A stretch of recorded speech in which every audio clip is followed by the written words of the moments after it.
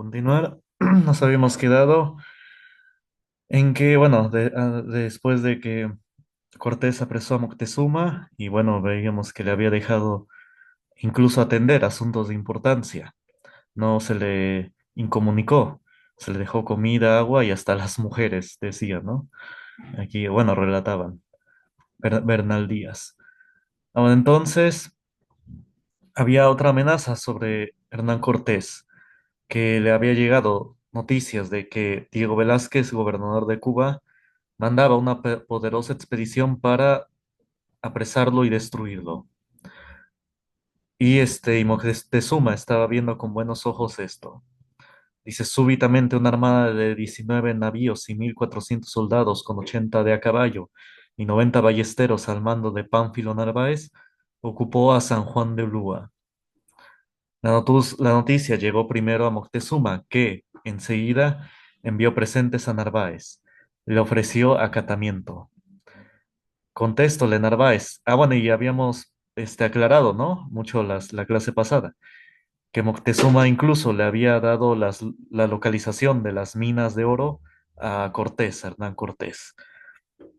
Pero que no estaba contento con que Cortés quitara la parte de los ritos con sacrificios humanos, que eso Moctezuma no para nada quería dejarlo. Y hacíamos énfasis, ¿no? En ese aspecto, que ya se tenía el oro, Cortés ya tenía el oro, pero lo arriesgó a perderlo porque Moctezuma no quería dejar la parte de los sacrificios humanos. Y y eran nada más sacrificios humanos de indígenas, es decir, sacrificaban indígenas, porque si ya Cortés al mando, pues no se iban a sacrificar españoles, sino indígenas. Pero pues Cortés no quería eso. Entonces hicimos, ¿no? Ese énfasis, ¿no?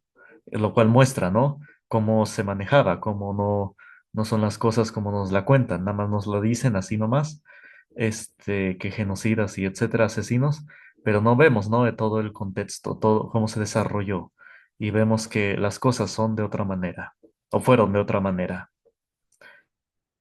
Y después, y por eso es que Moctezuma, ¿no? Se acató a Pánfilo Narváez. Contestóle Narváez que Cortés y los suyos eran ladrones y que él, Narváez, traía fuerzas suficientes para castigarlos y le prevenía a Moctezuma que los hiciese matar. Y le prevenía a Moctezuma que los hiciese matar. La noticia puso tan alegre a Moctezuma que no se pudo contener y contó a Cortés lo que sabía de la nueva expedición. Los soldados se llenaron de gozo al pensar en aquel refuerzo, pero Cortés, preocupado, entabló conversación con los soldados ofreciéndoles todo su haber, a cambio de que le permaneciesen fieles. Disculpen. Mandaba a la villa rica de la Veracruz, Gonzalo de Sandoval, con 70 hombres, algunos de ellos enfermos. Luego que supo Sandoval que los de Diego de Velázquez avanzaban, a los enfermos los envió a una aldea próxima, y quedándose con los sanos, mandó construir una horca. Y a los primeros emisarios que requerían rendición les dijo, aquí somos mejores servidores de su majestad que no Diego Velázquez. Andad con Dios a México. Disculpen, que allí está Cortés, que es capitán general y justicia mayor de esta Nueva España. Y os responderá, aquí no tenéis más que hablar. Y como el clérigo que hacía cabeza de la misión llamase a Cortés felón, el capitán Sandoval le dijo que mentía como ruin clérigo y precios y a hombros de indios mandó a México a todos los comisionados de Narváez. Veían los presos tantas ciudades y cosas nuevas que iban pensando, dice Bernal Díaz, si aquello era encantamiento o sueño. Adelantóse Cortés a recibir a los mensajeros y los mandó a libertar. Es decir, que a los enviados de Pánfilo Narváez, Cortés mandó a apresarlos y los trajeron a Tenochtitlán. Y y dice que estos enviados de Pánfilo Narváez, presos, se maravillaban, ¿no? De las ciudades, ¿no? de la Tenochtitlán, etcétera. Y después Cortés los mandó a libertad y les hizo grandes honores. Les mostró la gran ciudad y las riquezas conquistadas. Sí, era para negociar con ellos, ¿cómo se dice? Ser persuasivo y por medio de lo material, de la riqueza. Pero ya vemos que Cortés tenía otros ideales. Como otra vez lo digo, arriesgó el oro que ya tenía, todo por quitar los sacrificios humanos. Indígenas, hay que aclarar. Les dio tejuelos de oro y los envió de regreso a donde estaba Narváez. Y los que venían muy bravosos como leones, volvieron muy mansos, y ofreciéndose a Cortés como sus servidores. Y todavía no llegaban a Zempoala, y ya comenzaban a convocar a los de Narváez para que se pasasen al bando de Hernán Cortés. Asimismo, los principales capitanes de Cortés escribieron a los amigos suyos que venían en la armada, y al propio Narváez ofreciéndole amistad, y rogándoles no perturbasen a los indios, por ser pocos los españoles. El mismo Cortés escribió en buenos términos a Narváez y al secretario Andrés Duero, que lo acompañaba, y al oidor Lucas Vázquez de Ayllón, perdón, Ayllón. Y con las cartas envió ciertas joyas de oro para sus amigos. Ante todos sus soldados, Narváez hizo burla de la carta de Cortés, y uno de sus capitanes más adictos prometió que había de asar las orejas de Cortés para comerse una de ellas. Ajijos, entonces sí ya tenían, ¿no? Ese hambre de poder. A los embajadores que le hablaron bien de Cortés, no quiso Narváez volverlos a escuchar, pues era cabezudo y venía muy pujante. En las filas de Narváez, sin embargo, cundía la admiración por los presentes que había enviado Cortés. Y el oidor Vázquez de Ayllón, de la audiencia de Santo Domingo, que no estaba sometido a Velázquez, comenzó a tomar partido en favor de don Hernando. Y como Narváez era la pura miseria, y todo el oro y la ropa que le había enviado Moctezuma lo había guardado para sí, el descontento crecía entre sus tropas. Poniendo preso por sospechas al oidor de su majestad, Vázquez de Ayllón desembarcó Narváez. Vázquez de Ayllón, perdón, desembarcó Narváez y se dirigió a Zempoala, donde comenzó a dar malos tratamientos al cacique Gordo, el que veíamos que se unió a Cortés, pero nada más no hubo batalla, nada más sí hubo un momento de tensión, pero después ya se unieron, que era amigo de los españoles y a todos los indios que empezaron a quejarse diciendo que Cortés era muy bueno y justificado, a lo que Salvatierra, uno de los Narváez, respondía: ¿No oí qué miedo tienen todos estos caciques de esta nonada de Cortesillo? Entonces imagínense, bueno, aquí hay que darle el beneficio de la duda a Bernal Díaz, que es el que hace este escrito, ¿no? Este relato. Entonces, que dicen los indígenas que Cortés era muy bueno y justificado. Y pues sí, podemos ver indicios de que esto era cierto, de que porque no hubo guerra con los de Zempoala. Nada más recuerden que leímos esa parte hace 2 clases, 2 o 3 clases. Hubo un momento sí de tensión. Cortés hizo preso al cacique que le llaman Gordo, pero ya después no hubo conflicto y después se unieron, se volvieron amigos de los españoles.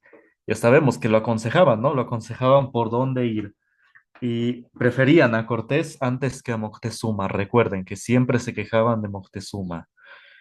Entonces sí, hay que darles el beneficio de la duda. Esto es muy importante. Escriban en su resumen. Bernal Díaz dice que los indígenas decían que Cortés era muy bueno y justificado. Así lo pueden escribir en su resumen. Entonces hay que dar el beneficio de la duda. Y esto es increíble, ¿no? Ustedes dirán que están mintiendo, ¿no? Pero hay que dar el beneficio de la duda, hay que tomarlo en cuenta. Sigamos. Celebrando previamente consejo con sus capitanes, según tenía costumbre, Cortés decidió tomar la ofensiva contra Narváez. Apenas disponía para ellos de unos 300 soldados españoles, pues una guarnición de 80 hombres al mando de Alvarado quedó posesionada de la Ciudad de México y de Moctezuma, como ya habíamos dicho. Por su parte, Moctezuma, que acechaba la ocasión, mandó, recuerden que a Moctezuma le dejaban resolver ciertos asuntos. No es que Moctezuma fuera hasta a ver a Narváez, sino que envió emisarios y Cortés permitió eso. Entonces, Moctezuma no estaba para nada en condiciones deplorables, para nada, sino que veamos al grado que le dejaron las mujeres. No es que yo considere a las mujeres eh, como mercancía, sino para hacer el énfasis, ¿no? Que hasta eso le dejaron, que sí le dejaron comida, agua, como si dijeron arriba, le dejaron los asuntos de importancia, pero hasta las mujeres. Digo, eso muestra que para nada estaba en condiciones deplorables. Eh, como diré que obviamente cuando alguien se dice preso, pues le quitan, ¿no? Todo lo esencial. Entonces, si le dejaron hasta las mujeres, pues obviamente entonces estaba en buenas condiciones Moctezuma. Ah, bueno, entonces, y pues sí, tenía comunicación con Narváez porque Cortés le permitía, ¿no? Resolver esos asuntos y enviar emisarios. Y dice, mandó ofrecer sus servicios a Cortés para abatir a Narváez. Este, a la vez que mandaba promesas y regalos. Es decir, le ofrecía a Cortés combatir a Narváez con sus hombres pero a su vez le mandaba a Narváez promesas y regalos. Entonces estaba negociando con ambos. Moctezuma estaba viendo con quién le convenía estar. En la plática de despedida, Moctezuma hizo ver a Cortés el peligro en que se hallaba, por caso de que eran 5 veces mayores que las suyas. Las fuerzas de Narváez, bueno, las fuerzas de Narváez. Y Cortés le respondió que ya vería quién era el que llegaba preso a México, él o Narváez, y que por todo auxilio le pedía cuidase de que no hubiese disturbios en México durante su ausencia, y que a Pedro de Alvarado el Tonatiuh, según le llamaban los indios, le ayudase a mantener el orden, a la vez con sus soldados tlaxcaltecas, que ya eran sus aliados, ¿no? Incondicionales. Cortés aprisionaba la capital y fortificaba las posiciones de Alvarado. De paso por Tlaxcala, pidió Cortés a Jicotencal 5.000 guerreros, pero se los negaron, diciéndoles que lo ayudarían a pelear contra indios, pero no contra teules, como los de Cortés, que traían ballestas. Imagínense, importantísimo. Sí le ayudarían a pelear contra indígenas. Aquí muestra otra vez lo que dije desde la primera clase, espero no ser muy repetitivo. Este, que sí, que no se veían aquí como conacionales, como patria. Aquí no se veían como patria. Estaban dispuestos a pelear contra mismos indígenas. No los veían como sus compatriotas, para nada. Esa idea no estaba en su mente. Entonces, les digo, eran aquí como países aparte. Entonces, sí, Jicotencal estaba dispuesto a pelear contra indígenas, pero no contra los españoles. Aquí bueno, es lo que nos dice acá, porque traían armas de ya más, mayor calibre, ya más poderosas que las que obviamente tenían ellos. Entonces, vamos a ver qué pasó después. Mandó entonces Cortés órdenes a Sandoval para que se le incorporase, evitando ser aprendido por Narváez.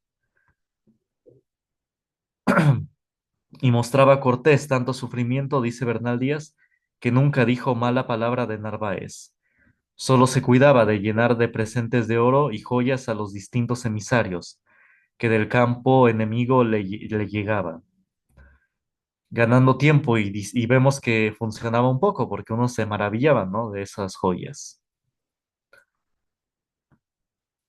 Ganando tiempo y disimulando con el envío de Juan Velázquez como embajador suyo ante Narváez, llegó Cortés con sus tropas hasta Zempoala. eran 250 para combatir un número 5 veces mayor. Entonces eran en número demasiado chicos, según justamente había observado Moctezuma. Y tan confiado estaba Narváez que el cacique gordo que se había distanciado de Cortés, porque no consiguió que Narváez le devolviese las mantas que le había robado, previno a Narváez y le dijo que estaba demasiado confiado y que los de Cortés no eran como ellos, y que cuando menos lo pensasen allí los mataría. Se tomaron a burla estas palabras del cacique. Entonces, pero aprestóse Narváez a la defensa de Zempoala, disponiendo su gente en un llano donde estuvo todo el día sufriendo, expuesta a la lluvia y al fango. Descontento por ello, sus capitanes le aconsejaron que mandase retirar la gente y que fortificase sus aposentos, pues no sería Cortés osado a darle batalla.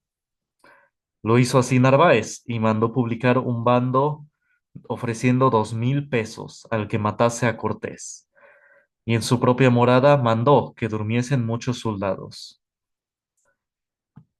Sin detenerse, Cortés se acercó a una legua de Zempoala y convocó a sus soldados. Les hizo ver los peligros que estaban sujetos si caían en manos de Narváez, y que todas las riquezas ya conquistadas las perderían. En cambio, si peleaban con esfuerzo, todos serían muy ricos. Enseguida dispuso el asalto. A Gonzalo de Sandoval le encomendó que procurase la aprehensión del jefe enemigo, y que si se defendía lo matara. Y al primer soldado que le echase mano le ofreció 3000 pesos, y al segundo 2000. Y los arengó diciendo: Bien sé que los de Narváez son 4 veces más que nosotros, pero no son acostumbrados a las armas y están la mayor parte de ellos mal con su capitán, y les tomaremos de sobresalto, y tengo el pensamiento que Dios nos dará victoria. Así pues que, señores, nuestra vida y honra está después de Dios, en vuestros esfuerzos y vigorosos brazos. No tengo más que os pedir con merced ni traer a la memoria, sino que en esto está el toque de nuestras honras y famas. Para siempre jamás, y más vale morir por buenos que vivir afrentados. Siempre el valor, ¿no? Este, entonces de aquí viene ese aire de morir de pie o vivir de rodillas. Bueno, que es una frase que se le atribuye al Che Guevara, pero vemos aquí que tiene otros orígenes, tiene otro, pues sí, otro origen, ¿no? Hasta es español de Hernán Cortés. Y porque en aquella sazón llovía y era tarde, sigue diciendo, ¿no? Bernal Díaz, y no dijo más. Eso fue lo último que dijo Cortés. No pidió a sus soldados que confiasen en que contaban con la simpatía de o del otro lado de Narváez, sino que peleasen como varones, y a fin de que no tuviesen esperanza en el enemigo, sino en sus propios esfuerzos. El capitán Pizarro fue el encargado de tomar la artillería enemiga, y toda la noche se pasó en los preparativos del ataque, sin que hubiese a mano cosa que cenar. Y todavía de noche, sin tocar pífanos ni tambores, se dio la orden de marcha, y empezaron a caer presos los espías que Narváez tenía de avanzada. Uno de ellos, sin embargo, escapó y dio la voz de alarma. Allí viene Cortés, gritó, ¿no? Y después de cruzar un río, se presentaron tan de improviso los de Cortés en el campamento de Narváez que no tuvo tiempo de usar toda su artillería, sino 4 tiros, uno de los cuales mató a 3 soldados. Entonces eran tiros de cañones. En aquel instante se juntaban todos los capitanes de Cortés y empezó la pelea. Defendióse Narváez desde sus aposentos, causando algunas bajas a los atacantes. Pero la artillería cayó por sorpresa, después de lo cual se dirigieron todos sobre el puesto en que se hallaba Narváez, siendo Gonzalo de Sandoval el primero en escalarlo. Es decir, que Narváez estaba ordenando todo el ataque desde su tienda, desde su aposento, desde la tienda que había de donde estaba. Y estaba dando las órdenes y de todo la defensa, ¿no? Por el ataque que sufrían. Y pronto se oyó la voz de Narváez que se quejaba. Santa María, váleme que muerto me han, he quebrado un ojo. A los que los de Cortés replicaron, Victoria, Victoria. Y uno de los atacantes, Martín López, puso fuego en las pajas de un alto cue de los que ocupaban los de Narváez, y todos vinieron rodando. Y el primero que echó mano a Narváez fue un Pedro Sánchez Farfán, y todos gritaban, Viva el rey y victoria, que muerto es Narváez. Mientras tanto, Cortés batía a otros capitanes de Narváez, fortificados en los sitios más altos. Y una vez prisionero Narváez, todos juntáronse para el final asalto, prendiendo a Salvatierra y a los demás. Y cuando llegó Cortés a donde estaba preso Narváez, iba cargado de armas, y sudando por el fuerte calor y cansado, y casi sin poder hablar, preguntaba a Sandoval, ¿qué es de Narváez? ¿Qué es de Narváez? Aquí lo tengo, dijo Sandoval, y después de ordenar que que lo asegurasen, mandó a dar pregón para que todos los de Narváez se rindiesen, reconociendo a Cortés como capitán general. Ahí está. Entonces sí, tuvo victoria. Bueno, ahorita continuamos en la segunda sesión.